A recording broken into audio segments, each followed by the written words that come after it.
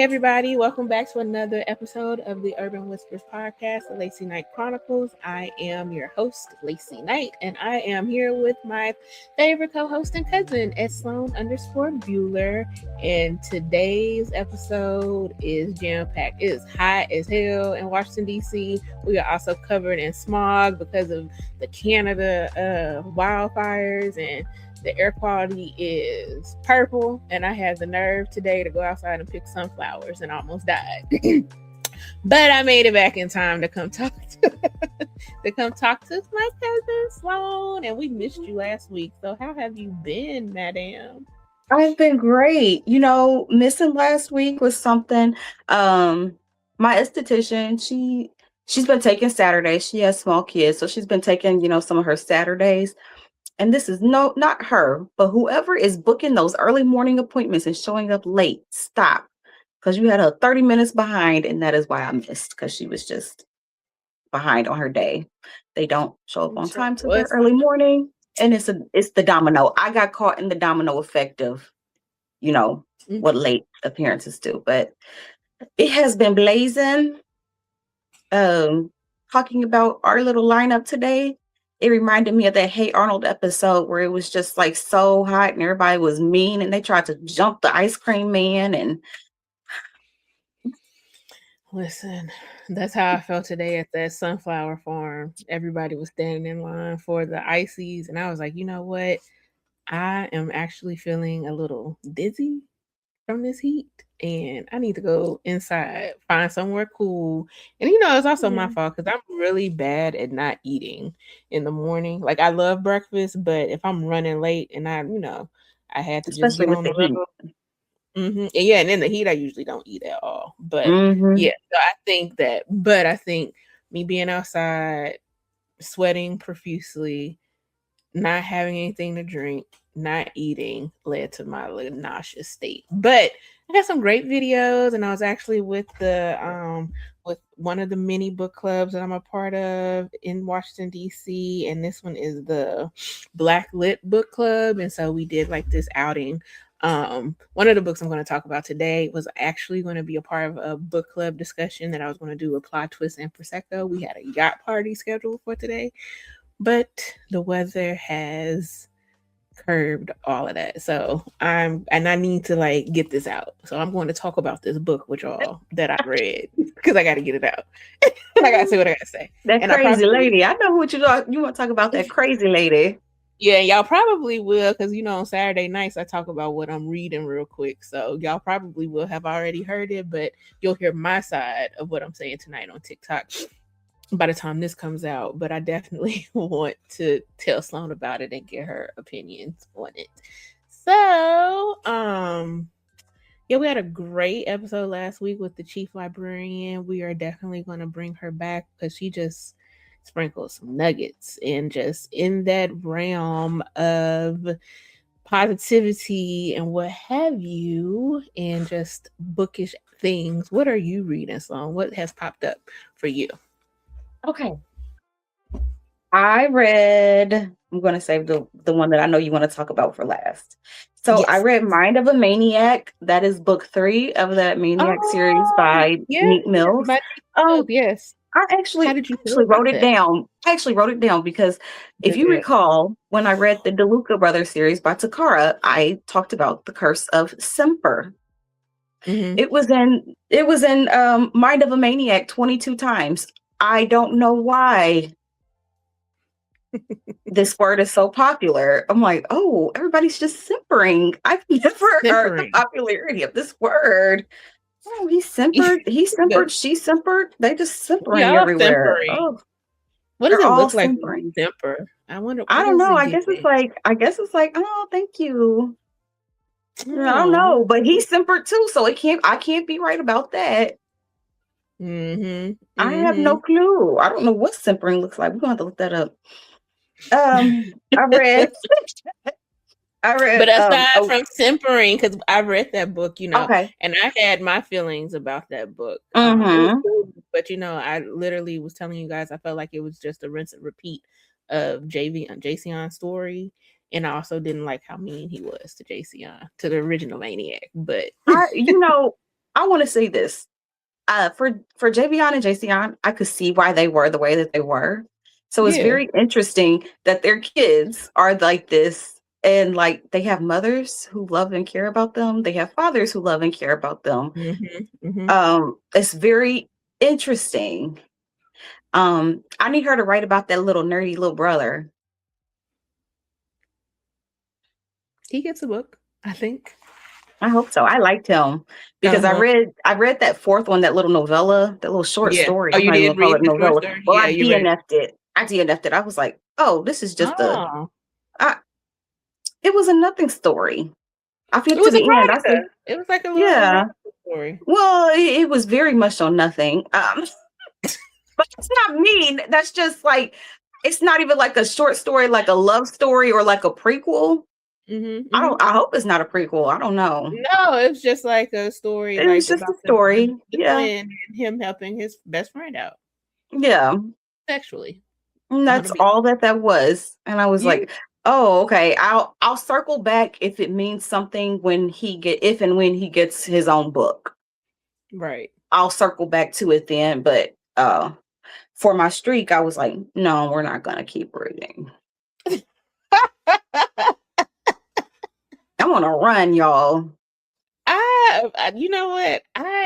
I'm so glad you're able to do that. I will literally power through and finish a book and be so irritated the whole time I'm reading the book. I'd be like, there's so many books that I just don't want to finish, but I can't finish them. And I just be I like, was I that have to finish person. reading. I used to be like that. But what happened was, it was last December with all the year-end book recap dramas that happened. Somebody said, she had a full year of 5-star books. Like, she didn't read as much as I did. Like she probably read, like, she's one of those people who reads like 10 to 20 books a year. But she had all 5-star books. And somebody said, you could have all 5-star books if you put the book down. And I was like, oh, shots like fired. put the book down and walk away If you and come back. DNF it, yeah. If you DNF more, you too could have all 5-star books for the year. And I don't agree with it. Like, well, what is her rating system for 5 stars? I think her rating system is more loose than what ours is. Okay. But yeah.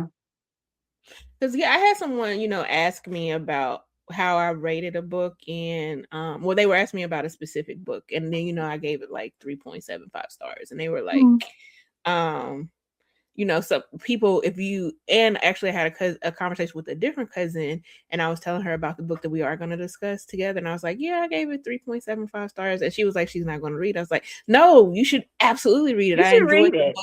I enjoyed the book a lot. But you guys, LaCie's 3.75 is probably your 5-star. Exactly. And so I was telling this girl, and I wrote it, and I was like, oh, LaCie, you was in your bag when you wrote this. So I said to her, I was like, apparently I'm a harsh rater. I usually go into a book assuming it'll land around 3 stars because to me, that's a good book. And if it really pulls me in, then I'll bump it to like 3.5 or 3.7 stars, 3.75 stars. 4 stars means I was genuinely into it and would overly recommend it. And 5 stars are very rare for me because that's a book where you can't find anything wrong with it or nothing happens in the book that took away from the experience that I'm having. And I was like, but because I rate hard, I also don't write books off because of someone else's rating, because reviews are so subjective. And I've loved tons of books that everybody be like, I'm not into it, not gonna read it, not gonna touch it. And then I've been underwhelmed by books that everybody else loves. Superstar, I'm not gonna name names because we uplift women, but there is a series that everybody loves that I can't get with. And so and I was like, so a review tells me how that person experienced the book, but not how I will. So I usually don't typically pay attention to the reviews until after I've read my book to see if other people are in line with how I'm thinking. I usually just be like, oh, I want somebody to recommend the book. People always ask me about a TBR. I be pretending like I got a TBR. I just have like a bunch of books that I purchased on Amazon, and if I feel like it, I'll pick it up. And one day, maybe I'll show y'all all the books I have, and you and Morgan can help me create that because I don't. When people say to be read, but I'm just like, if it's to be, but I feel like people have them categorized. Girl, like I have books from 2017 on my TBR. Yeah, but you've read other books, so how do you like? What's the purpose of the TBR if The you don't plan TBR to is read? just like if there's nothing new that's dropping or like not an author that like, Right. oh, I want to go read their backlist or whatever, then I pick Mhm, a book from my TBR. I pick a mhm. book from like one of my lists and I'll be like, okay. But see, you said I it. You have you know lists. when we let's talk about this more because I'll even show you my collections because Yeah. I made a TBR based on the months of on my Kindle collections. So like for Okay. December, I put all of my Christmas books that I have in that list that I own Okay. on December because Christmas. So are you like Uh on Amazon making lists, or is this on your Kindle? I'm on my Kindle because Oh, I okay. never pass up a freebie apparently. No, me either. I've since stopped, you guys. I'll show you the list, but I've had to stop because it's out It's of getting too control. much. Yeah. It's like 2,000 books unread on my thing. Well. I have 2,000 read. So, math, Mm-hmm. girl math, you know? Yeah, TBR math. Yeah, that's actually Okay. probably book math. There More you than go. I read. I've read a Hmm. lot. Well, I didn't read a lot. A Love That Melted a Capo's Heart by Miss Jenesequa. I Yeah, gave this one a 3. I like that book. I gave that one a 3 because I was just like the her dad's girlfriend Hmm. completely took me out of it. Everything involved with that completely took me out of that. Everything involved with that. From the moment when she's like, "Yeah, my dad's girlfriend is 2 years older than me." Excuse me.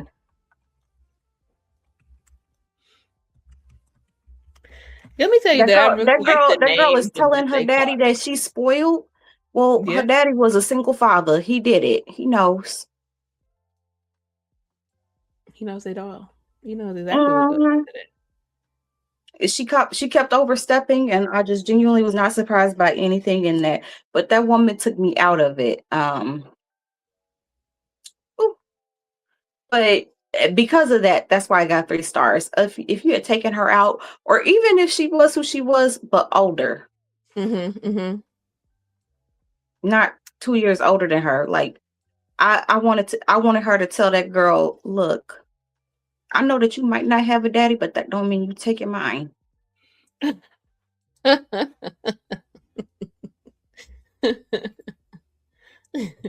I like her though, Miss Jenesequa. I like I love the The fact book that was fine. Yeah, the book the was book was fine. fine. Everything, like even him pushing her away and how he's kind of standoffish about it. Mhm, Everything else was so great. But that woman made an appearance way too much. mhm. She made Mm-hmm. an appearance way too much. Anyhow, I read A Halo Like a Frisbee. That is Mel Dawes' newest release. Um, if you in her group right now, then you know. So his dad is what he knows of his dad is that his dad is like an Irish man, a Mm. white Irish man, turns out. Mm-hmm. Okay. If you know Mel Dog and you're in the group, then you know that she's basically like, I know y'all like y'all black kings, but Oh, this was Mel like Doll likes the white one. She's into the white if men. she Is that what? no, if she's thinking, I guess she's thinking about making, a Oh, book she's with thinking this about doing an interracial an romance. interracial, yeah. Oh, okay. So One of our favorites, Chanel Parker, made an she sure interracial did, boy. I romance, love a me some Trillion. Trillion too. I love Yes, me and some I Trillion. feel like and I think that contemporary Black only authors, when they make the interracial romance, they do like I do when I'm reading it. They just focus on the love between the characters, They and 100% do. the race is like the side note, if you will. So Trillion, yeah, there was like a couple of jokes about Trillion being white, but it was like yeah, not a big but deal for either of them it that was this not a was a big deal, relation and it wasn't a big interracial. deal for anybody around them either. No, like her cousins were like surprised, but that's just because of her previous dating history, which only consisted of one guy, which is so funny. But Yeah. you know, so But I think that's just Black women in general. When somebody pop yeah, up with a white man, you be like, oh, yeah. okay, girl. All right, okay, Mhm, I see you. mhm. I can see that too. Yep. He's with it. So, And okay, then Bill Dog, come on with the interracial romance. You know I'm definitely reading I know you will. that. And then I read books 5 and 6, which is The Dawn and Dolore by Katrina Jackson. It's part of her series The Family, and it's basically like these young black women go to Italy and they fall in love with like these men who are mafia affiliated. And so Mm. and so The Dawn is like the full-length novel that has like a whole lot more story going on with it. And then Dolore is part of the novella. That's her the cousin, and she it's more of like the erotica portion of her story. Okay. So it's so interesting that she's writing these two at the same time. Mm-hmm. No, I wouldn't say that you could just read the novellas separately. Like all of the novellas are the one cousin, and they're all pretty much erotica, and then the fuller length novels are the other cousin, and they're Okay. yeah. Katrina It's Jackson. You so like her. interesting. You talk about her a lot. So I know I you like do. I her. really Mm-hmm. do. Because when I know with this series, it took me forever to read it because I was a little surprised that she did a white man, because when she does do interracial, she's very cognizant about like how in interracial typically like the white is like a default, not a dominant, the default. Got Like, it. if you said so and so is in an interracial couple, people automatically assume it's with a white person and not Mm-hmm. any other. So I was Mm-hmm. surprised that she did that, but I did like it. It was fun. Okay. I'm gonna, I'm into it. I've wanted to read something by her. I met Mhm. her at Black Romance Book Festival, I think, and she's so nice, but I just couldn't. I didn't know where to start. Like I'd never know. Like when I want to be introduced to an author, I always want Mhm. to hear what a fan of them would suggest, because sometimes, like Yeah. I read a book by one author that a lot of people were talking about, and you really like this author. I don't want to name her because I hated the book so much. But I felt like, and because of that, I haven't read anything else by her. But so many people say you would like this one, and you've even recommended a book, and I was like, no, I truly did not like this one specific book, so I'm just not interested in anything that she I has to offer. And I so 100% get that. Yeah, like it was yeah, just so bad that yeah. yeah. So I'm always like, well, if you really To like be them, honest, what is a good book to introduce me to that author? so we'll see what you like later, and I might recommend you a different one. But Okay. I think you would like this one. I mean, I I think love a that you mafia would. romance. I love a Okay, mafia then you would like it because, like, romance. the one with the Dawn, that's book 5. So I can't remember what the first book was called. Because I read it so long ago, I broke the series up. Yes, Um, 6 is Beautiful and Dirty is the first one. I just pulled it okay, up. Beautiful and Dirty. Like he's older. He is like the Mm. Dawn. Hmm. Yeah, he is like the Dawn, and she meets him when her trip with her boyfriend goes horrible because her boyfriend doesn't want to leave the hotel, and she's like, "I did not spend this money to stay in the hotel. I'm in Italy." Wow. So Yeah. she's on a trip with her man. Yeah. Yeah. She That's meets this giving guy. salacious. Now Yeah. that Yeah. now It's just a little, you really tickling my fancy and that's now. why I think Okay. you would like it. I think you would like that one. And then you probably wouldn't like the novellas because, like I said, those are more like just straight erotica because they're Yeah. short. They're so But short if and it they're straight pushes the erotica. story along, then I'm There, into there that. is like a little bit of like, what's this cousin doing in the background kind of thing going on for Okay. at least the first and second novellas. Okay. So that would be books 2 and 4. Okay. Yeah. hmm I'm gonna get So that into it. I'm gonna read it. So that was interesting. And then I read, I DNF'd. Like I said, I DNF'd book 4 of that Maniac series. And then I also just finally gave up on And I reading will say, Banks's book. sorry to cut you off, but the fact that you DNF a book that wasn't even, I don't even think that book was 200 pages long. That says Sure a lot. wasn't. It was not. Mm-mm. I don't even think it was 100 pages. I, that is crazy work.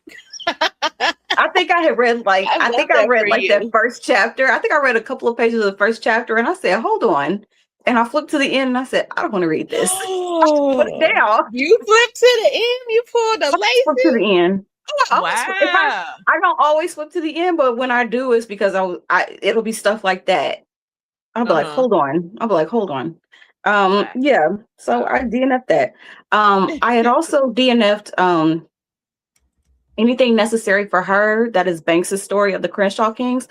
I said, you guys, before it came out, I told you I did not want to read about Banks and Lowe.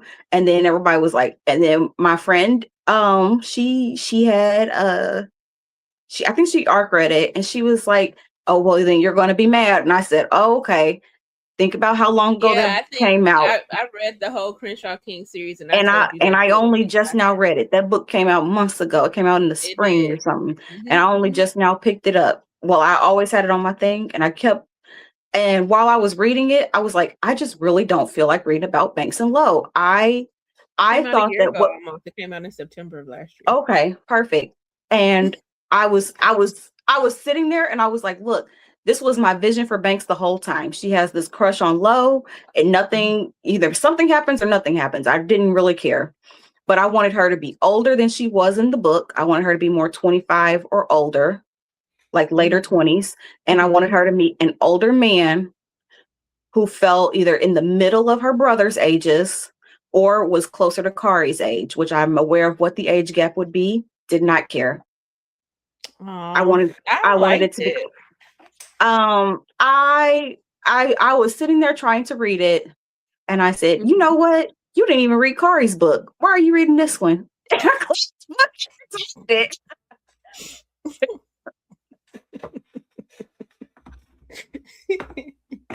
Y'all get like me. Yeah, get like Sloane, y'all.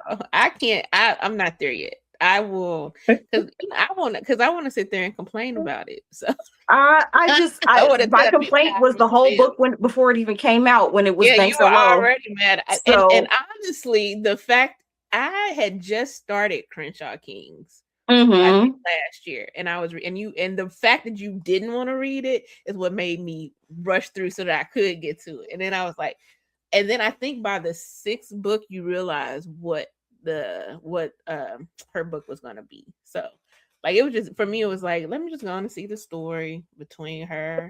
He's not introduced until Asif's book, which is it's not 6, it's like 5 or something like that. Yeah. So but Lowe is not even introduced as a character, which I guess was great, because we don't need to see this man around Banks that young or whatever. But at the same time, I was like, I didn't want that for Banks. I wanted her to be with somebody a little, like, I wanted it to be older than what Lowe is. Lowe had a bunch of stuff going on. I would have still loved to read Lowe's book. I would have loved to read Lowe separate from being with Banks, because Banks is a spoiled little girl, and Lowe had to really get it how he got it. Yeah, he had to. And I just did not. I'm just not feeling that dynamic right now. And it is what it is. I love it. It is what it is.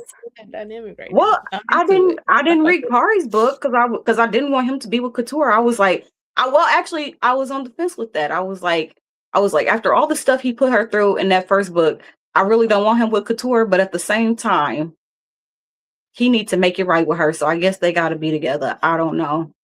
And you know what? When we started the Crenshaw Kings, so the Crenshaw Kings came out like almost 3 years ago at this point with the parents' book.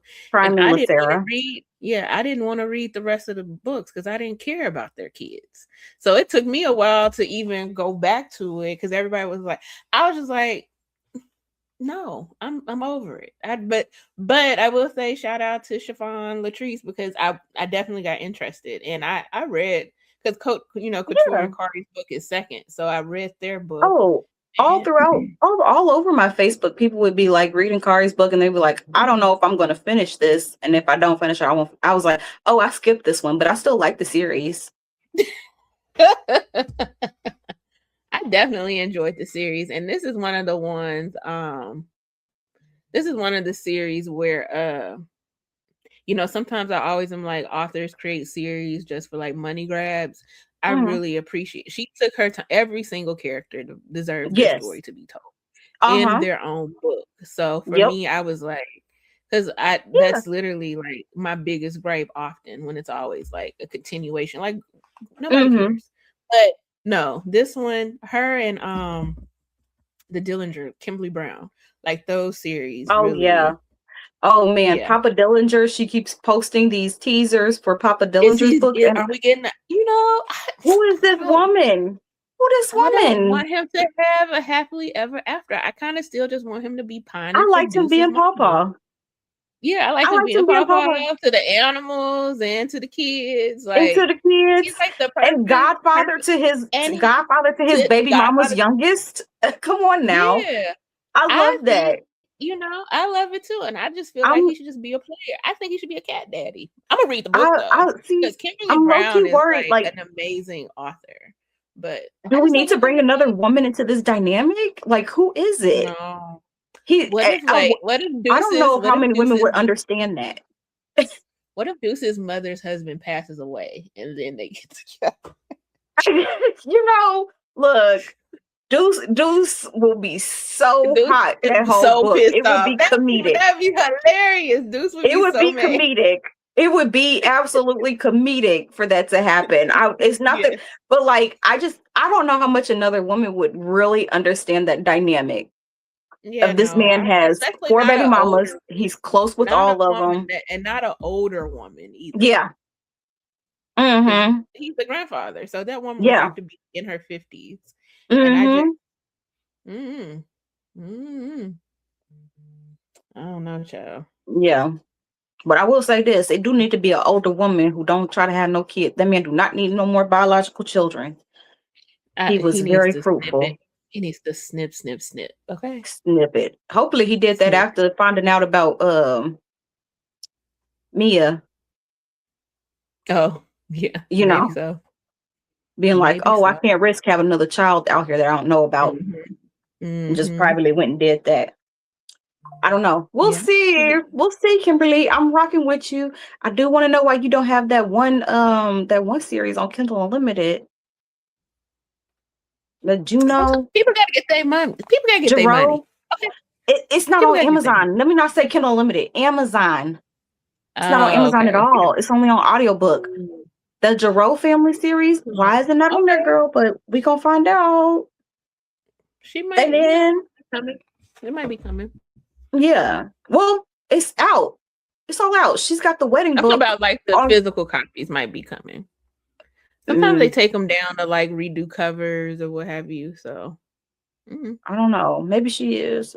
Let's see. Let's hope so. Because the audiobooks are still available. I just like to have it so I could read it too. And then I read Our Vicious Oaths by Annie Davenport. Finally. It only took me like a week. Girl, I feel like I read that at the beginning of the month, and I was like, "Can somebody please?" You read quickly, so I've just been. Well, I told you I exclusively read that on the audiobook. It was exclusively the audiobook, unless I was gonna be How were the narrators? Because I'm still not. I don't know. I just can't. They were more so readers than narrators for than like I'm used to. Read the book. Kind of they put a little emphasis and stuff like that into it, but they were more so readers than narrators, like I'm used to, than the voice acting. Let me say that. Okay. Just kind of narrate it. Yeah, it was fine. I did like that I wouldn't have to struggle through how I was going to pronounce those words throughout the book. It's a fantasy. I see sometimes with like fantasy or even like a word, like a name that that I'm not like familiar with, I change it every single time I come across it in the book because I don't know how it sounds. So I like that was not up to me. That's how it's said. That's lit. I can respect it. Did you enjoy not the love, but the fight of it all, like the dynamics?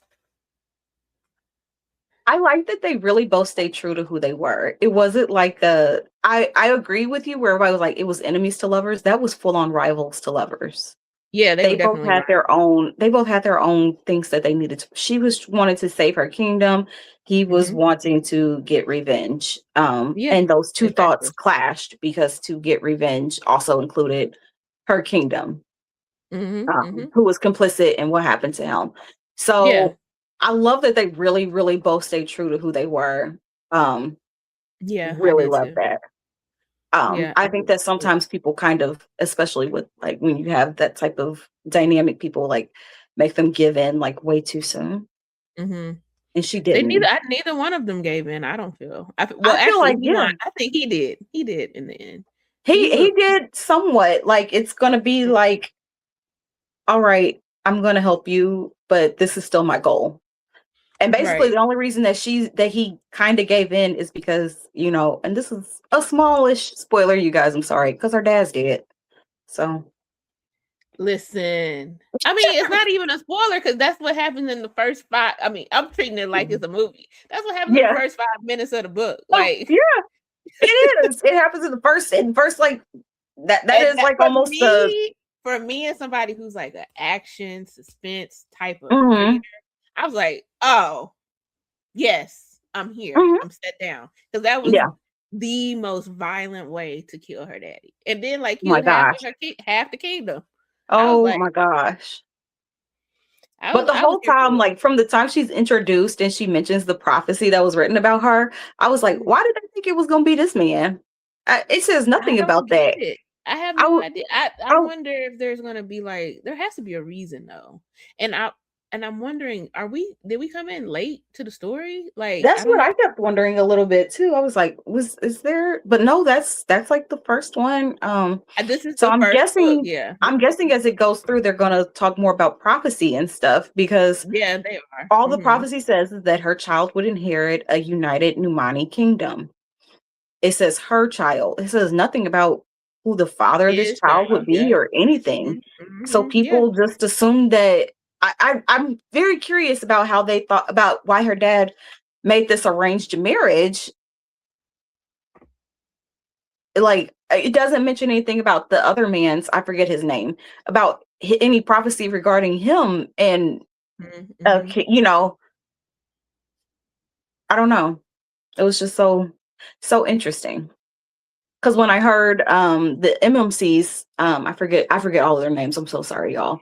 So you Um, have Kadisha, who is the yeah, princess, and then Malachi, who Malachandrian or Malachizrian. whatever. Yeah, Malachandrian. He is the king of the. For me, it was like and it was a story about dark versus light too. Like her Yes. family, they were all light, and he's all darkness and cold and whatever. So, Hmm. but yeah. So yeah, Malachizrian. As soon as they said his prophecy, I was like, oh, well, clearly their child is. It's going to be their child. I'm sorry, Hmm. y'all. This might be a spoiler to some, but I hope it's not. I hope it's not. If it's a But spoiler, I'm sorry. sorry. I'm so The book sorry. I came hope that out. it's not a The book spoiler came out that. last year. At this point, like get Well, with it. it's The not book even came out. that. It's like you can kind of very much so interpret it as soon as you hear if you kind of are a reader, as soon as you hear his prophecy that says he will what it his He prophecy, it doesn't say he would unite it. Yeah, it said that he would rule it He or would something. rule it. And then her Yeah. prophecy is her child would inherit a united Numani kingdom. Come on now. I Mhm. was like, oh Mhm. well, obviously I was like, why have y'all not put this together? And they don't, the whole book. Listen, I Until was finally like, somebody says it, and then I was like, "Oh, thanks." thanks, thanks, and it was his cousin, the Yeah, smartest person in the book. and he says it Like, like at the end. He never says it like in the middle of the book. Like, "Hey, you no, ever you think ever about think about it? that?" Like y'all sitting here like, who said she had to marry this man? Yes. Nobody. Y'all are just No. going off of like a misinterpretation of a prophecy. Like, You're going off half of the prophecy because I bet yeah. that the other half of the prophecy does say something about who she was supposed to have a baby with. Well, we already I'm know. curious Mark about stamped it. I'm curious about following books of this series, like Yeah. any book that follows. Like, is she going to make it kind of about them? Is she going to make it about um other characters of this world? I think it might be it's giving that it'll be about other characters of this world, but they will be like the thread, if it makes sense. Like what Yeah. happens with how they continue to unify both kingdoms. If she does have a baby, like I feel like all of that will be there. I'm actually interested in her mom and his aunt story. Like, I would love to know more about them because those are two yeah, smart women. Okay. Her yes, mom, okay. her mom is she a little cold? Just a little bit? Maybe. But I Maybe. just But feel her like in mom knew that the world, world that you she have was to born be. into. That Hmm. mom knew the Hmm. world she was born into and was like, I Hmm. want to have a good place in it and I want my daughter to have a better place in it. Yeah, and she played the long game, She sure honestly. did. Even with Kadisha's father, Yeah. the mother was playing the long game. Like, this is the best option for me to have a good life and my daughter to have a better one. Yep, and I fuck with it. And then Malachi's aunt is just she gives me Lady Olenna from Game of Thrones, like just the Yes. smartest. Like she just Mm-hmm. knows it all. Like Mm-hmm. she's everything Cersei wanted to be. Like She's I'm like just the smartest in the room, but never gonna tell you that. never going to tell you that. Going to always allow you to figure it out. If you do Mm-hmm. get if you do get too beside yourself, she's there to check you. But Mm-hmm. I don't know. Like I definitely, I'm into and I just really like the world building. Like you were saying, you got to hear how the people pronounce the thing. Pronounce Mm-hmm. all the words in this fantasy space. I really like how she had the romance and the battles in the book, but she also created worlds that Mm-hmm. seem beautiful. And like I said, it's niggas with grills. Like it's fairies. Hold on. Like they would put their grills in and they were mentioning it. Oh, look at his grill. It's like his grill. Oh, now Mm-hmm. I see this dark skinned man with a grill. And don't let him have some locks. That's like my Achilles heel.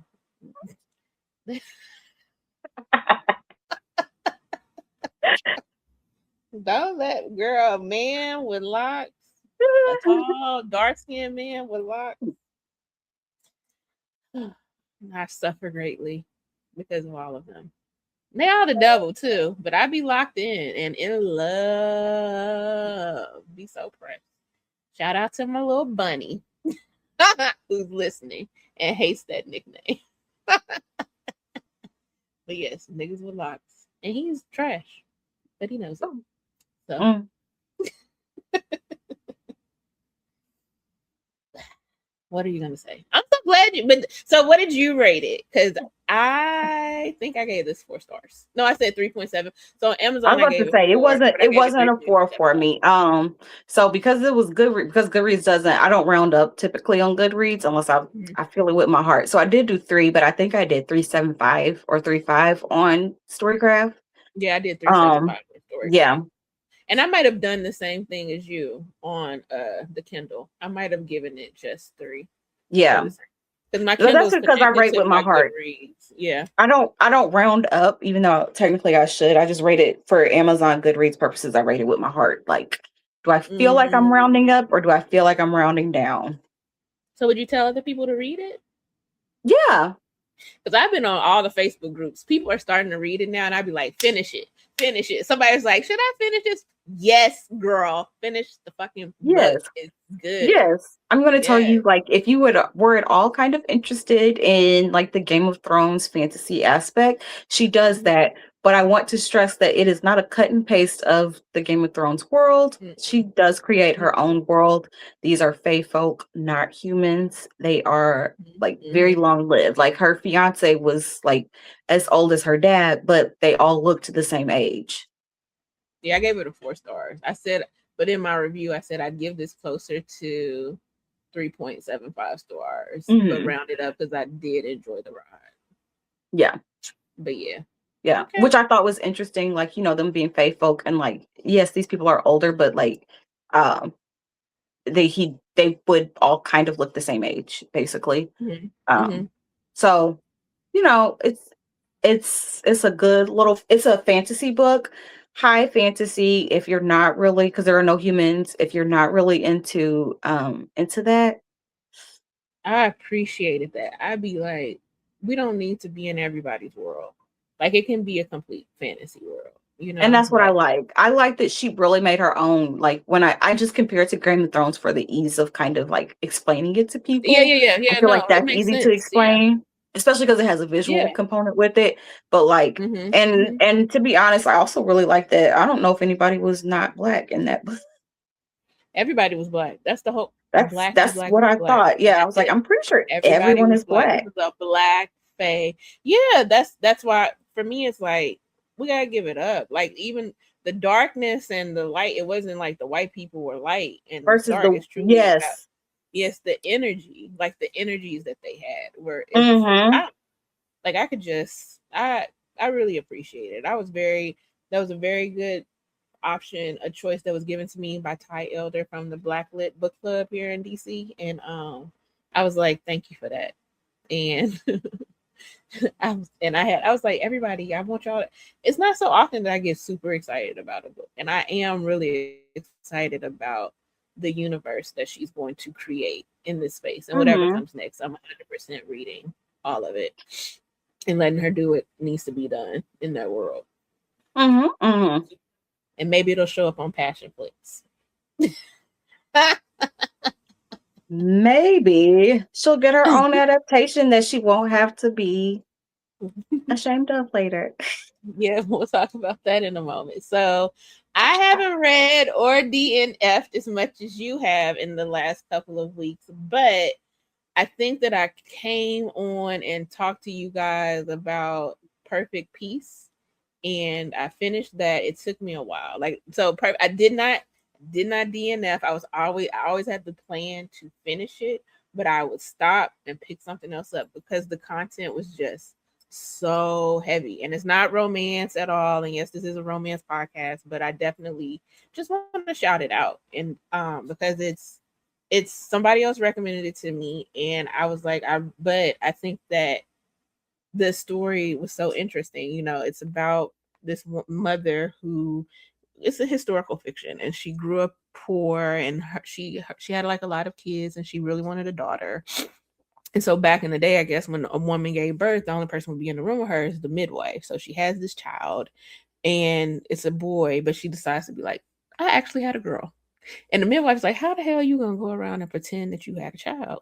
And so a girl. And so there's a reason why the midwife decides to agree with her on this. There's some scandals that are happening there. And this child is raised as a girl until she turns about 8. And then they have to change her over to a boy. So you have like that type of dynamic that's happening with this child figuring out how to navigate as a boy when you've been a girl all this time, and then like the father has like heavy depression that he has going on. There's like mental abuse that's happening from the mother unknowingly. It was a lot, but I definitely was like, this is a good read. And so I finally finished that. And if people are interested, you know, read Perfect Peace. Apparently, you know, it has like a lot. It came out more than 15 years ago. But a lot of I gave it a 3 stars just because it was just hard to get through. And I think it's interesting to read, but there's some he spent a lot of time like doing stuff that I just felt like you could wrap up. So but overall Fair it was enough. definitely super interesting to me. I also read A Dawn's Love by author Masterpiece. This is it's a 2-part series. There's the Capo's Love and then there's a Dawn's Love. It's about this crime family. I had started reading Capo's Love first because that just came out, and then like I quickly realized that um I need to read the original, The Dawn's Love. And so I went back, and the first thing I want to say is I'm always excited when an author pushes themselves and writes in third person. So often in these romance, you have like single person point of view and it flips back and forth. And I'm used to that now, but Mm-hmm. um, I often find like the reason that you do that is because you can't create like the imagery. Mm-hmm. It's because you have to like this person is telling you everything instead of like if you're Mm-hmm. in third person, you really have to go about showcasing everything and crafting it in a great way. So number one, I was like, great, this is a a urban romance that's written in third person. So I was already tapped in. And so the story has so many layers. It's about Luca and Lenova, and Lenova is just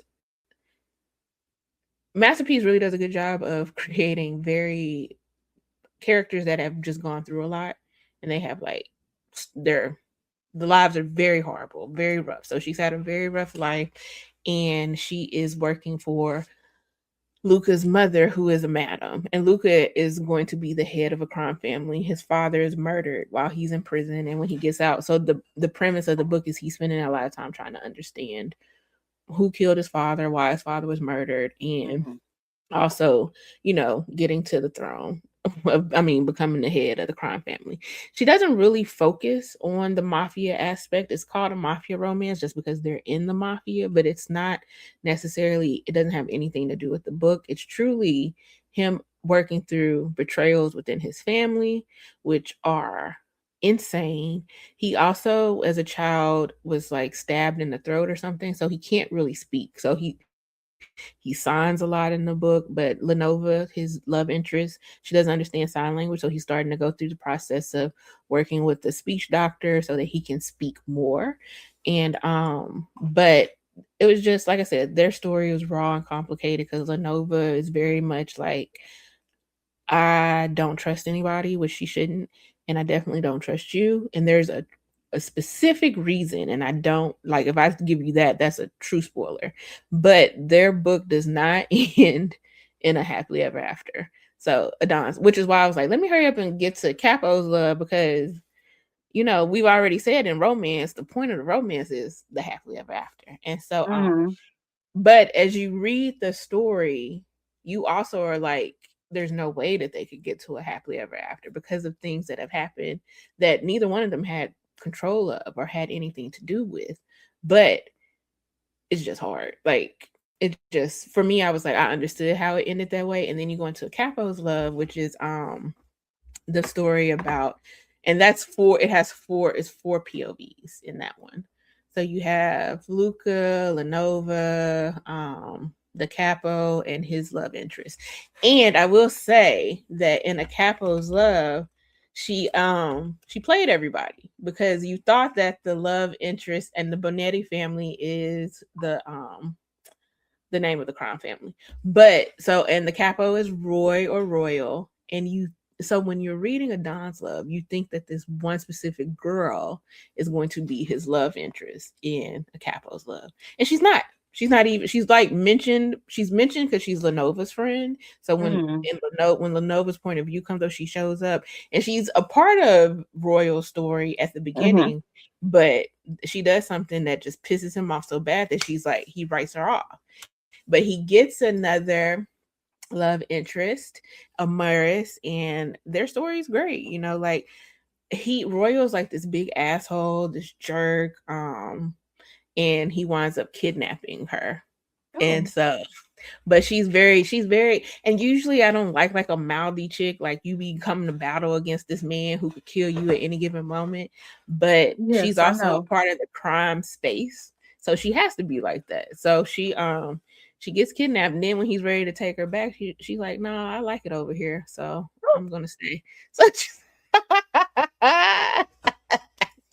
she stays kidnapped. And so in Masterpiece's book, all of her women are BBWs, like big BBWs. And so Royal, he's never been attracted to a plus size woman before, so he's navigating his feelings of just being attracted to her, and she's bigger, but she's also beautiful, and like all these things. So but again, there's even more. So like I'm saying, it's still the Don's love story is still continuing in Capo's love.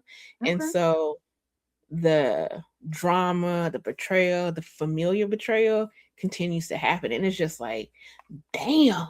And it's like, you keep reading, I'm like, wow, Masterpiece, really? And I always tell y'all when I talk about her, this bitch is crazy. Like, I don't know what goes on in her demented mind, but it never seems, it's like these stories are far-fetched, but they're never told in a way that it doesn't make sense for it not to be that way. Like, you're like, oh, you explain why the people act like that, and all of that. So a Capo's love and a Don's love. That's what I read. And then Are those last, stand? I mean, like obviously they're connected, but do I need yeah, to read anything before that? no, it's Okay. separate. You could just read a Don's love and Capo's love if you're interested. Okay. Yeah, they're connected. But yeah, and you definitely Okay. want to like just jump right in. I mean, well, not you, but I felt like I wanted to jump right into Capo's love because Mm-hmm. I couldn't deal with the fact that There's no HGA. no, I just couldn't deal with the fact that it ended that way. And Yeah, I think she released a Don's love kind of quick too. Like I mean, a Capo's love. she She did. put Yeah, no, I it saw it didn't on put Instagram. it She didn't linger. definitely Yeah, it did. didn't linger. So I appreciate that too. But yes. But then there's another. So the plot twist and Prosecco girlies, my plotty hotties, we were supposed to have our book club meeting today, and we got rained out. The weather is terrible in the Washington D.C. metropolitan area. So I want to talk to y'all about this crazy ass book that Angel, the creator of Plot Twist and Prosecco, picked for us. It's called "Call Me Mrs. Taylor," Taylor. and it's an obsessive dark romance. By Shae And baby, Sanders, right? yes, That's by Shae. Shae Sanders. Okay. And it is about Raya. She sees a She's man, she wants a crazy. man, and she She gave me yes. Ocean vibes. You read it? You read this? Yeah, I read that. Oh, I didn't Mm. know you read it. I think I Okay. did enough. I think I did enough because at some point I was like, "Ooh, the girl, this taking too long." But I Yeah. might go back to it because Mr. and Mrs. Taylor is out. Listen, I read So both. I read Call Me Mrs. Taylor, and I was like, and yeah, and I feel exactly the way that you feel about Call Me Mrs. Taylor. I was like, girl, wrap this shit up. Like, okay, she crazy, they together.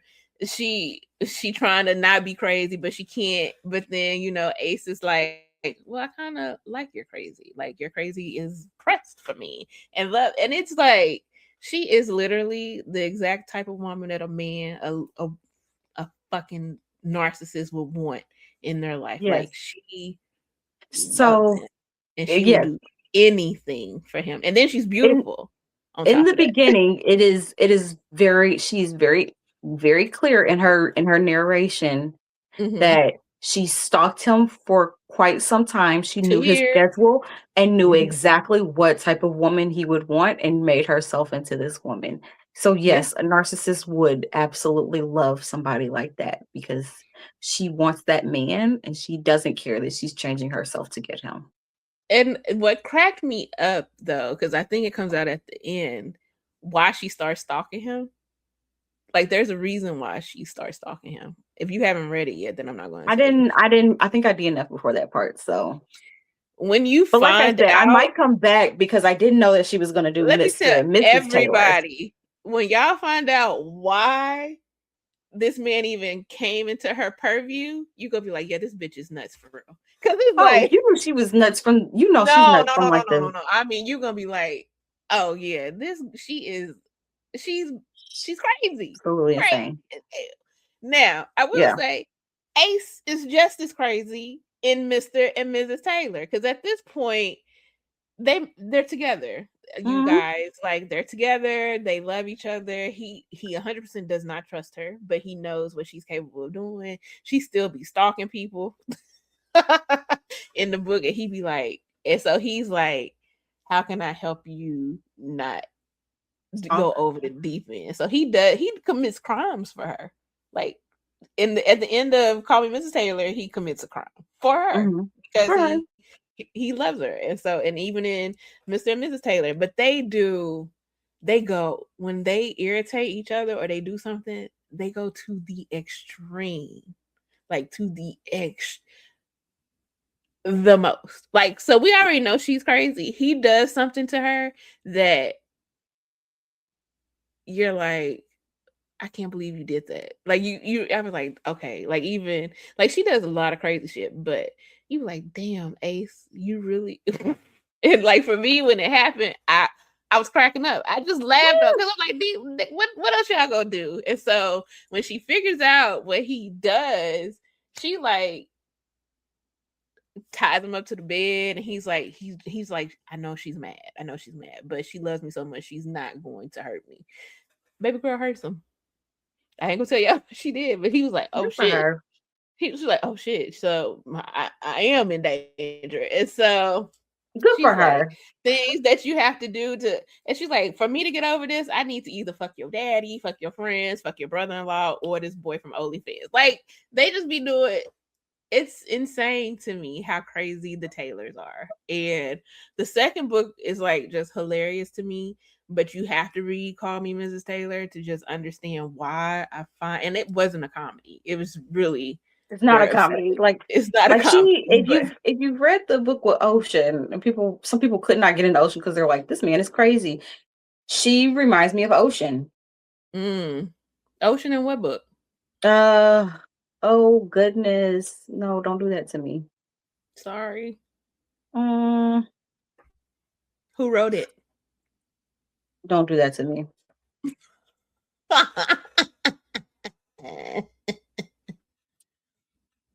Let's see if I can find a group where they would be talking about Ocean.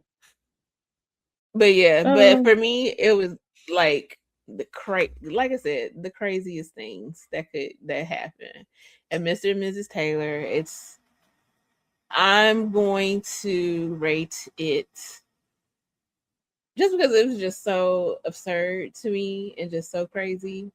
I think I'm gonna give it. I think I might rate it higher just because of the fact that I was literally kept up with it. I actually read it twice in a row. Like, I had to go back and reread it. Like, Call Me Mrs. Taylor, that's easy 3 stars. Like, read it for sure. But Mr. and Mrs. Taylor, just, it was really the way that they would give retribution against each other.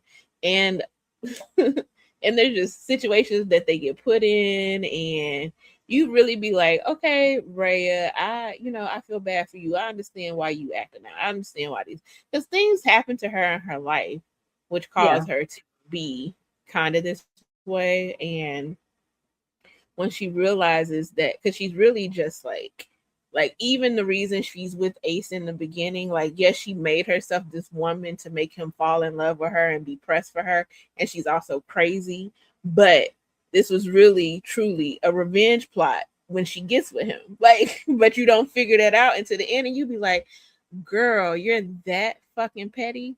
That's why you stalk this man. That's why you are pressed for him. Like, you're that petty. This was really all about getting some revenge, and you wound up falling in love with him. So it's like that type of deal. But Mr. and Mrs. Taylor, it's just the back and forth between the two of them, the way they handle like the outsiders that really don't think that either one, like his friends don't think they should be together, his family don't think they should be together, and they both are like, if y'all don't want us together, the family didn't like her in that first book. Yeah, but they have every right not to like her. She's a fucking liar. She's like so many things, and so, but like in the second book, they still don't want her to be together, but now it's like they're together, and his friends are like, "Yo, she's crazy." Like, before, they were just like, "We don't want you to get with her," because he would be so stressed out about things that she did in the first book. So they were just like, "It's not worth it." But then when they talk to her and things of that nature, they're like, "She's crazy. She's insane." And he's like, "Yeah, but she's crazy about me. Like, everything she does is because she is protecting me." So I'm he like, loves that. Let's say that he do love and, that. And I was like, you know what? Hell yeah!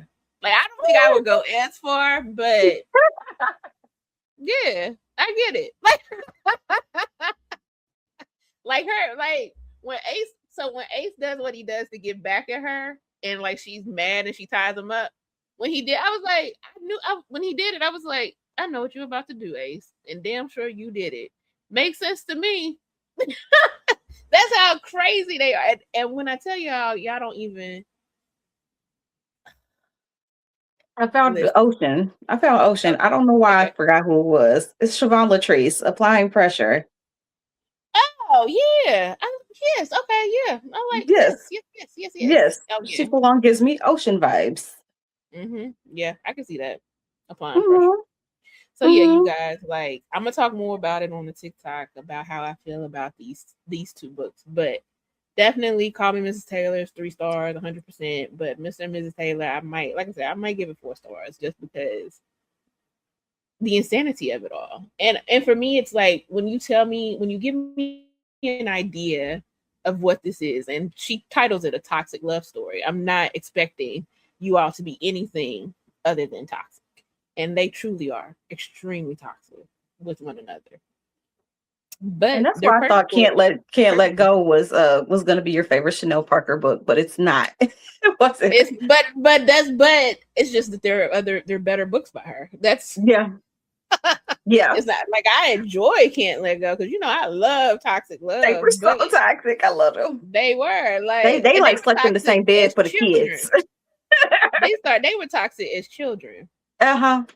and then listen. Carried that into adulthood. But and I think I don't remember what I said it was before my favorite one, but now it's like the series My Little Secret. That's the one you told me. You were like, "Oh Oh, no, I okay. So love it's that still one." so then it's still I'm still there because I was like every time I think about them, I just be like, They got on my nerves. I'm gonna They got on my nerves. Like, really? I'm gonna go reread this right now because what in the hell is like your side chick is really your main chick, but you keeping her as your side chick. That's your side chick. You love her. And her brother is my best friend, but she's still my side chick, and the whole family knows that she's a side chick, but she's also the main chick. Like it don't get any. My Little Secret, Chenell Parker girl, what you putting out next? Because that's the type of time I'm on all day, every day. I be loving it, love it to death, love it down. Okay, so we got time to talk about one of 3 stories, and then, depending on how we feel, we might keep it going. But we can either talk about how everybody is suing Amazon. Let's save that one because I forgot to do my little research for that. Or we could talk about well, not Amazon but Audible, but I guess that's the same thing. It will apply. Or we could talk about actually the other one we could keep at the same time too. Or we could talk about Tomi Adeyemi and this beef about intellectual property and how she has decided to step away from promoting the movie adaptation of her novel, The Children of Blood and Bone. So that's what we're going there. Let's talk about that one. Let's talk about Tomi. So for the folks that are listening and not watching, I am about to play a clip, but there isn't any words to it yet. But we'll go over it. Yeah, we'll summarize it for you. But I am going to play the clip for the folks that are watching us in the YouTube land. So here we go. Let me make this.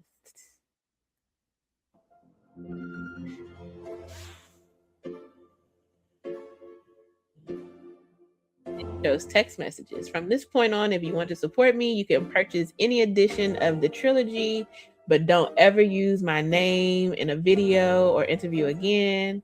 It's been painful and I'm not talking about it anymore. That's pretty much it. She's like, don't ask me shit about it. I don't know nothing about it. I won't talk about it at all ever again in life. She blocked the star. She blocked the star of the movie. Amanda Steinberg. I think it's Steinberg. Steinberg. Yep. She blocked her from She blocked her from the movie. She blocked her from all of the things. She's not doing any press about it. The trailer came out. It's coming out in January of next year. The movie has some truly heavy hitters in it, and we do have a video of Amanda talking about the controversy. But before I play that, I would like to hear from Sloane first. So when I first saw that post from Tomi, I said out loud, I said, "Oh, girl, I thought you liked that." Meaning that when the casting was first announced, there was a lot of controversy regarding Amanda's casting. The character that she is playing is supposed to be a dark-skinned character. She is supposed to be darker than her. She's supposed to be the darkest person in her family, which is a part of the storyline. Yes. So when Amanda was cast, people were like, "What is this? Amanda is biracial." I did look it up. She does have a Black mom, so maybe that's why she feels a certain type of way. But Amanda is biracial, and she is not dark skinned. She is a biracial, lighter skinned woman. They have since released the images, and that's the darkest I've ever saw Amanda.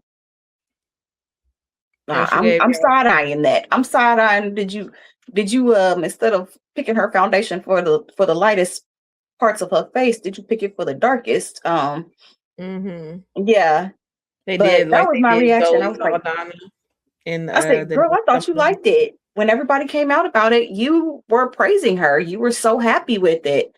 They pulled up videos and pictures of her on set embracing Amanda, looking very happy, being very much involved with this movie. So I did think that it might have been something personal that happened between specifically her and Amanda, because it's only Amanda that she shows that she blocked. So I did wonder, did something happen between you two? I could see that, especially because this is not the first time Amanda has auditioned for and accepted a role of a darker skinned person and then defended her casting. It's interesting that she keeps doing it after that, after the first time, specifically with The Hate You Give, that is dark skinned, even though it is an illustrated cover, that is a dark skinned girl, which goes into the whole point of this story. Yeah. So yeah. No, finish. Go ahead. I just find it very interesting that she keeps doing it. It does happen. It keeps happening. Keeps happening, and she sees nothing wrong with it. As I told people, people were like, Amanda, blah blah blah, trying to defend her. I was like, look, y'all, this isn't the first time. She knows what she's doing. Yeah, Zendaya, and she picks and chooses because she auditioned for Shuri, and she said she wasn't going to do that. But I think it's because she knew that people would literally lose their shit if she got cast in that role. And I think that is so funny that we have Zendaya, who is also a biracial actress, who famously does not audition for roles that are meant for Black women because she's aware of what colorism in Hollywood means. It would mean that she would get casted. She probably would get picked. Almost every time she would probably get picked over, and so she doesn't. She auditions for roles that are written for white women, which makes the stories interesting when she, once you see them on screen, like the drama, that was so interesting. But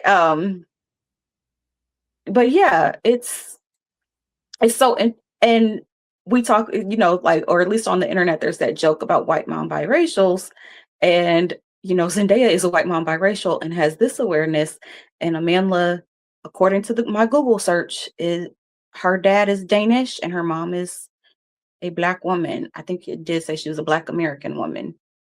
So it's also about where you grow up too, and what you have proximity around and the type of Black woman. Yeah, the type of Black woman and that type of relationship. Because like I said, it's so weird. It's so weird. And I'm going to say weird because usually I say interesting. But anyhow, it's so interesting that she doesn't have this like sort of awareness of, Amanda, you're getting cast because almost everyone who got cast in a major role is a known actor. They're known actors, but they're also dark. Like, this is... She's the lightest person on that cast, and my understanding is she's supposed to be the darkest, right? For me, it's like, you're a Nigerian author, you're writing a Nigerian story. Like, these people need to be representative of what you see in Nigeria. Like, I personally... I have an issue with the cast. So there's two things. Like the first thing that I'm like, I'm shocked that Tommy has taken a step back from promoting the movie, because unless she wrote the screenplay, when you sign your rights over to a book, that's it. Like, they can do whatever they want to at that point. And you can have the insight, but for me, you're also getting paid. So like, and at the end of the day, like author, you're getting It's paid, her and people IP. it's Yeah. it's your intellectual property, but you've released the rights so that it can be created into whatever they decide to create it into. But So you're making the monies off of that. You're making the you're coins. making Like, the monies off of that. And so like for if you were promoting it to begin with, it shouldn't your interpersonal conflict with this one actor shouldn't stop you from promoting the book, because you knew that whenever you sold this off that they were going to do whatever they want. Like we have as consumers of what we're watching, we're having a reaction to the fact that once again Hollywood is not adhering to what we would like to see, how we should be represented in the story. But additionally, in my mind, and I don't know Nigerian actors, but I low key sometimes get offended when American stories have English people from England or other countries portraying true Black roles, like Cynthia Erivo being Harriet Tubman, and then she having her issue with Black American women. she's Like for also in me, this one, so nope. and so for me, it's like, I and already wasn't gonna see it, and then seeing Amanda in this role, I was like, absolutely not. So sorry. and if Cynthia Erivo's in it, just because of how she speaks about Black American She's women, in it. I'm like, fuck you forever. Like I did not see either Forever. episode, either Wicked, and I was like, if people want to go watch it, fine. But I saw the you stage have play somebody. and did not go Oh see yeah, it. I saw the Love stage Ariana play, Grande down, did not go see it. the black Glenda on Bravo. Shout out to her. So, but yeah, so I think for me, I would have been a bit more interested in seeing this movie if they would have used characters from the country that she's writing about. Like I And don't like a lot of mhm. Nigerian people said that. They were like, why are all these like Americans in these roles? Yeah, and I just feel like it's the same. Like I said, I have an attitude when you have like English speaking people, because number one, they come over here, we're already fighting against each other. Like you said, dark skinned actors here in this country are already competing against light skinned Black actors for roles. Like you consistently get overlooked, and then you go to another country and bring other people in. You have like that happening there. I think that it could have had a bigger global appeal had you casted that, casted it in that way, and So a use lot of the those actors. drama, I'm so tapped out of this movie ever since I saw Cynthia Erivo. But so a lot of the drama was that before this cast was announced, apparently they did like some sort of open casting call and had a bunch of Nigerian actors sending in audition tapes, and all types of stuff. And so Really? Oh, okay. yes, there was like a lot. They've brought it back up. And then, like I said, the images have came out, and it's a lot of people are complaining because they're like, these people don't look like they belong in the same family. They look like the images don't Mhm, look bad, I guess. It's just they don't look like they belong to the same family. They look like mhm, a mhm. bunch of people who got put together for a movie. And I was like, yeah, they do. Yeah, they do. Yeah, I'm looking at the cast now, and I guess you're like, some of them are like Nigerian, but they grew up in like you have a South African person, you Mhm. have Damson Idris, who's Nigerian, but he's also British. I Mhm. think you have Cynthia Erivo, like you already called that out. Um Who is Viola British? Davis. Yeah, she's British. Idris Elba is British. Viola Davis is American. Um, I'm just looking. Like you have some Ghanaian folks in here. Mhm. I don't know. Like, They were saying like, I personally think they released these images after so long to try to bury this conversation about that, about Tommy, distancing her mm-hmm, wanting to distance herself from this movie. But, mm-hmm, another thought that people said was, these are just stills. They haven't released any of the videos. What are those accents going to sound like? that part, that part. And they're probably not going to sound Nigerian. I don't think so. Who knows? I Mm. mean, they might, Somebody because said they're they're going to be all South like, African. yeah, I maybe, believe or it. they'll be like the English version, like from England. I don't know, I don't but know either, but I want to say everything that the Nigerians are saying is very valid. Take it up Yeah. with Tommy because No, you take it up with Hollywood because that too. But you take it up Tommy, with them. the only reason I say Tommy is because she loved it. She defended that casting down. Oh, She she could have did. just not. Okay. Yes, she defended Amandla. There is a quote that Amandla said that she met her, and when she was casted, she met her, and she said, "I love, when I saw you in the Hunger Games playing Rue. When you died, people were saying they couldn't be sad because Rue was black, but it actually inspired me to write this book. It actually inspired me to Oh, write. Yes, wow. it Okay. inspired me to write this book. It inspired me." Um, for black girls who look like you in all other shades. Hmm. So I find it interesting that you love the Manla. That's why I said I think it was something personal that happened between her and the Manla. That sucks. And yeah, That sucks. but Amanda knows what she's doing. She has a whole 20-minute video defending her casting. That girl knows You what know, she's doing. let's see. I think I found it. Let me see what we got here. See if I can play this. To the role of Princess Amari. I've referenced Amanda's video a lot. Let's actually watch it. I am 4 months into training for Children of Blood and Bone, and I am getting my ass whooped. They're killing me out here. Learned so much about myself, my capabilities, and my limits, and my stamina. And day one is around the bend. I've been going through kind of a dark night of the soul the past couple weeks. I honestly just feel like I can't go into the shoot with my chest carrying around all this baggage. So I just want to take this moment to fully address in video format this perception that exists of me that I steal roles from dark-skinned women. I've spoken about it a lot already, but mostly in print interviews.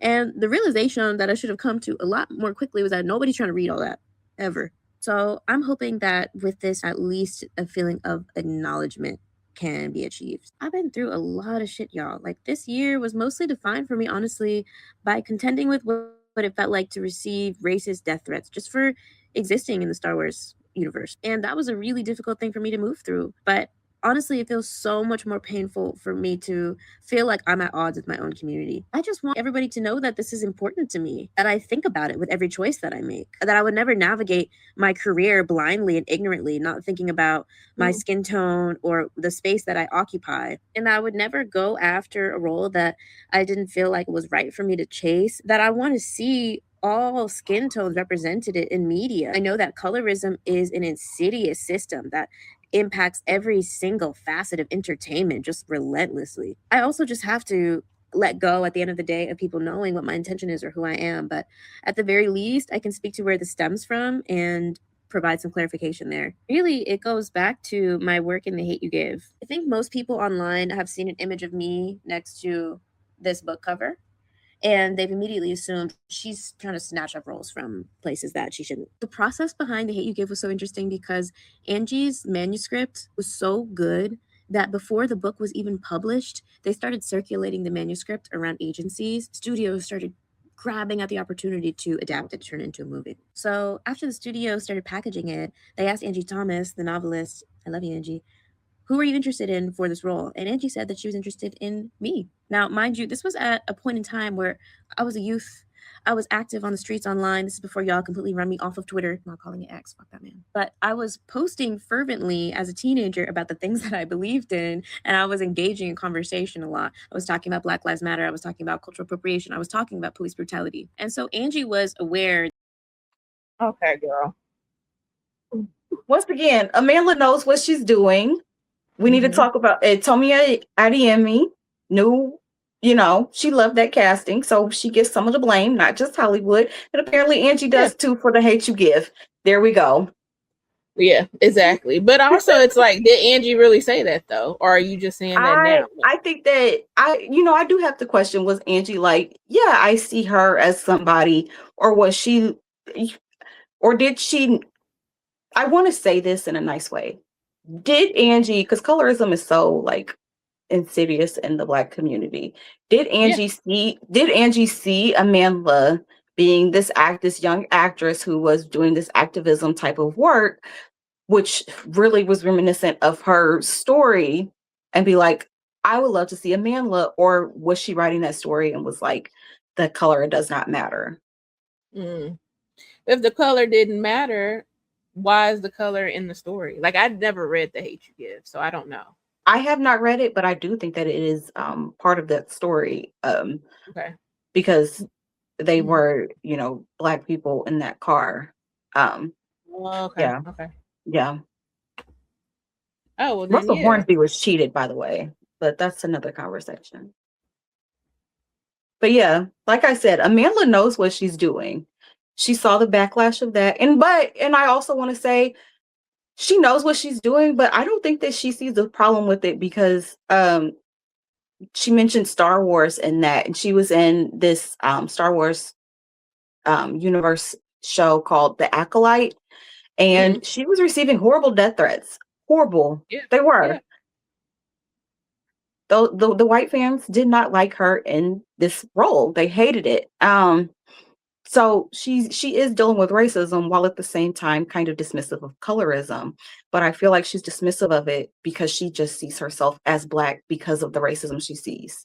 She receives, not sees, receives. And I think I think you are hitting on something really important to call out. Like, like you said, the colorism versus racism. Like, yeah, on one hand, outside of the Black spaces, they do see you doing something great. You are supporting them. But I do think that if you are truly this activist that you said you were as a teenager, then you 100%, to your point where you're saying she knows what she's doing, the potential ramifications that you're causing to the Black community by taking roles that, would usually be given to someone that's darker, when it always happens in the reverse, like the light-skinned person gets the role. And that's the colorist aspect of it. It's also the elitist or the classist aspect as well, where you think that just because I audition and I'm great for it, it makes sense for me to do this role. Like, and I can just even think, just bringing it like to a level that I understand, like I talk about my daughter and how talented she is, and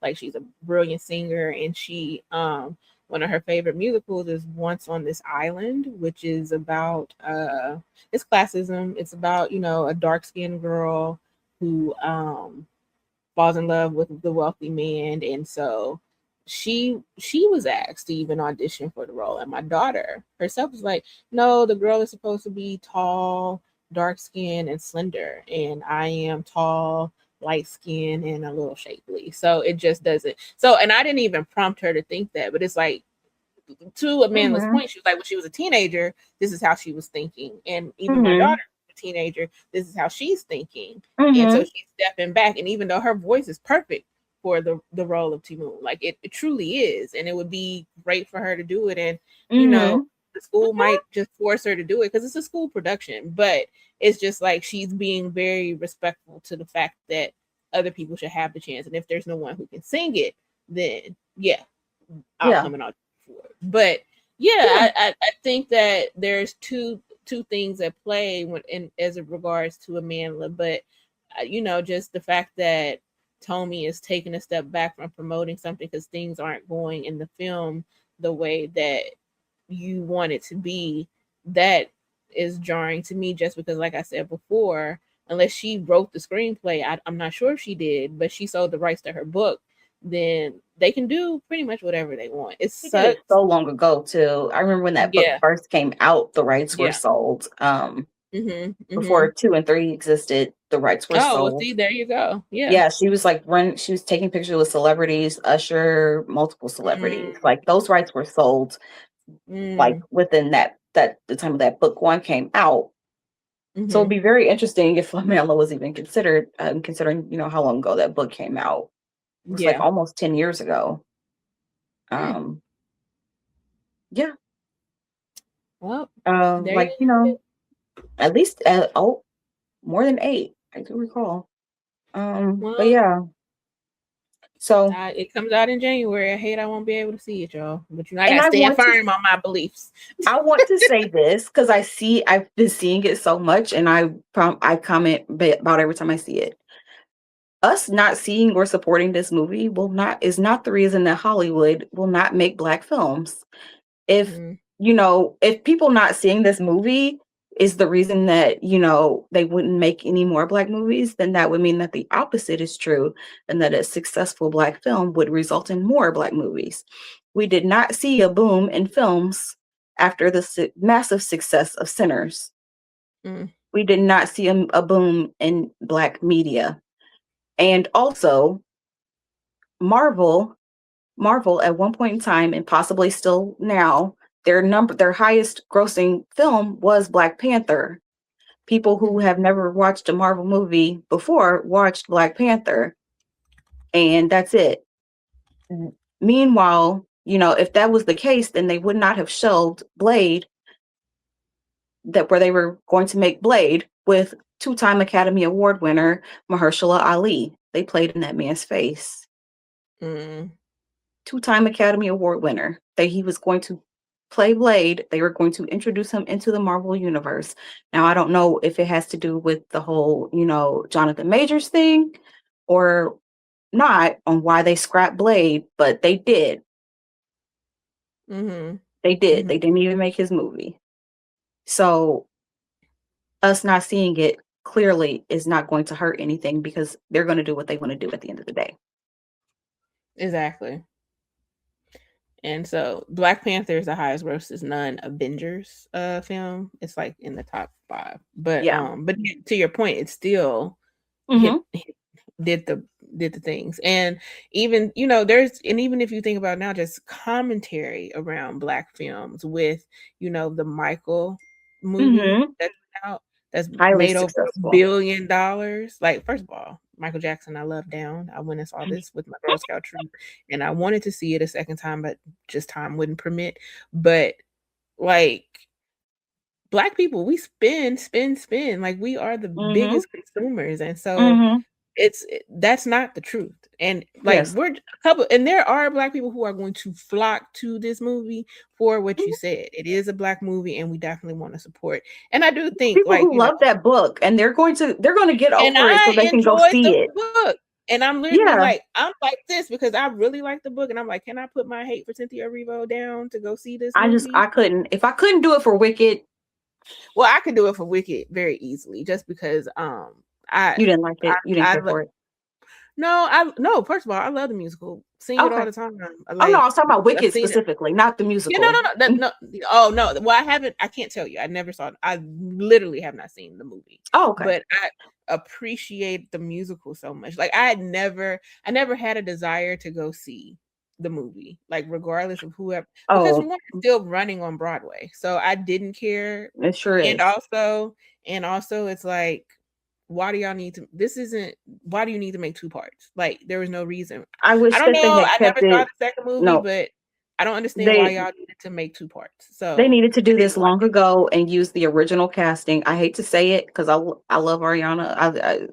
I can't rock with her right now because of reasons, but despite that, all of that, they needed to do it with like one of the original castings. Like, Idina Menzel and Kristen Chenoweth were amazing in those roles. They were iconic in those roles. And I think that, why not? It really was not fair to send, like, I have an issue with Hollywood casting these Black people in these roles and then not supporting them. And they kind of just really left her out to support herself. Yeah. So, that is what I'm going to say about her positively. So the other one was that I wasn't going to see that movie when she got announced as Elphaba, because I saw the tweets that she had put. She does not like Black American women, but she insists on, not only does she play Harriet, she played Aretha Franklin in that Genesis adaptation. And Aretha said the only person she wanted playing her was Jennifer Hudson. Yeah. That's from Aretha. So that woman really does not care about Black American women. She does not care. No, she doesn't. And I'll never forget. And I will never let people forget. So if you hear me, like I said. So I don't, but like I said, I like the series, The Children of Blood and Bone. And even though, like, I went on this diatribe and I was like, it's a pity that they didn't uplift like actors from the actual country in Nigeria to give them a chance to speak. Damson Idris, Viola Davis. Oh, it's an Idris amazing Elba. cast. It's like an amazing cast, and these like, and not only is it an amazing cast just because these are popular actors, these are really good actors. Yeah. So like for me, it's like maybe I'll wait for it to come on streaming and watch I thought about that because I was like, Damson. People didn't even know Damson was British until he started doing interviews. Like they thought he was a Black American kid in Snowfall. Same for Idris. Yeah. Same for, so that's why I was like, I feel like the accents will work because they do the work. Like they know what needs to be done too. Oh no, people were saying that, you know, specifically the Nigerian people were wondering, would it be a Nigerian accent or were they going to do South African or any other? Yeah. Oh, okay. Yeah. Okay. Yeah. Well, specifically Nigerian people brought that up. So I thought that was a little laugh. I was like, that'll be interesting. I won't be able to tell. No. I won't either. I'll let them have their things because they get to be mad that a Nigerian woman let this happen. 1,000%. That's why I was like, we as Black Americans, we always are like, what the fuck are y'all doing? Like, why are you letting this happen? And so I was like, if I'm gonna be mad when y'all be playing in my face, I'm definitely riding with y'all and y'all's anger. So honestly, however the Nigerians are treating this movie is how I'm going to treat it. To be honest, let me just take everything that I said. I have now decided at this specific moment, an hour and 30 minutes into this podcast, if the Nigerians are like, "We gonna go," then I'm gonna go. But if they say hell no, then I've read the books, and as I said before, my fantasies are way better than any TV adaptation. So I'm good.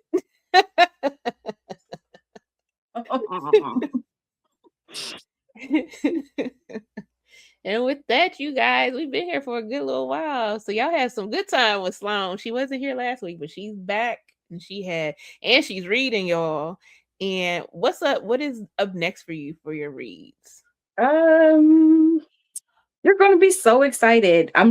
This is going to mostly be read during our break so that we can come back and talk about it.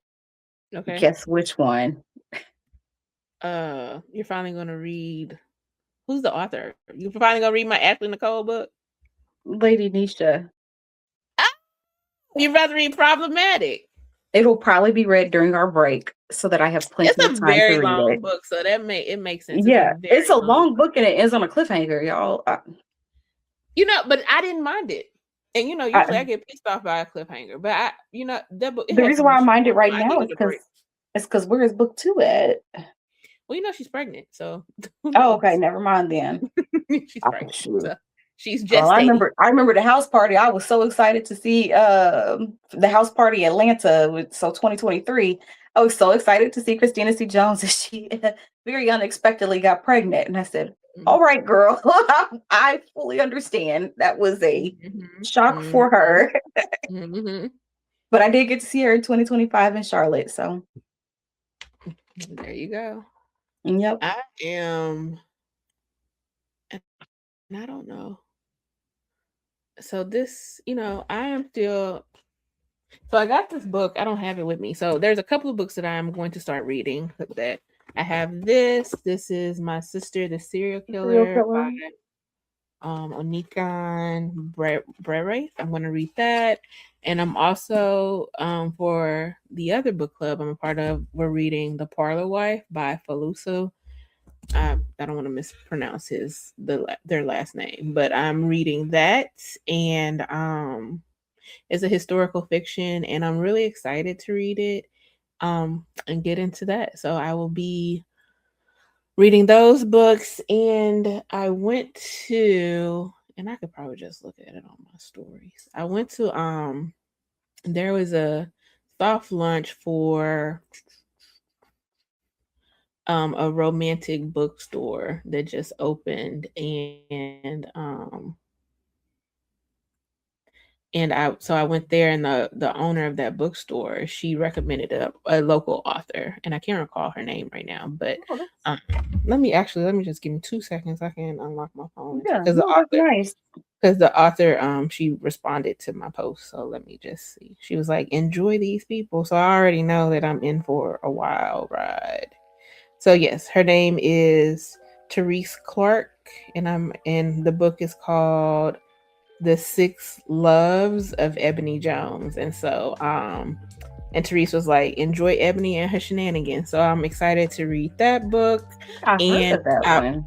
And I want to show y'all because it's a really cute book, and like even the pages are smashed together, and there's like, she has a statement where it's like, shit, I got dressed for this.